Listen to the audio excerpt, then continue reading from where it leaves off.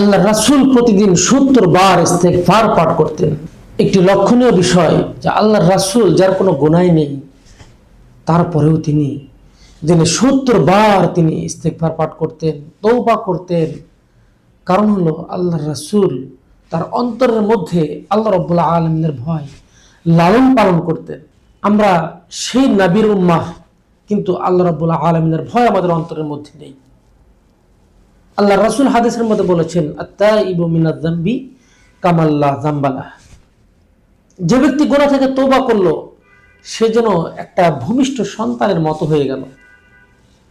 তাই আসুন, আমরা পাপ করেছি, গুনাহ করেছি, পাহাড় পর্যন্ত পাপ করে ফেলেছি, আমরা ফিরে আসি, তওবা করি, আল্লাহ রাব্বুল আলামিন আমাদেরকে মাফ করে দিবেন। আর যদি আমরা ফিরে না আসি, তওবা না করি, আল্লাহ না করুক যে কোনো সময় আমাদের মৌত চলে আসবে, যখন আমরা কবরে পাড়ি দেব, তখন আর কোনো রক্ষা নেই। এই জন্য সময় থাকতে আমাদের তওবা করতে হবে, ফিরে আসতে হবে আল্লাহ রাব্বুল আলামিনের পথে।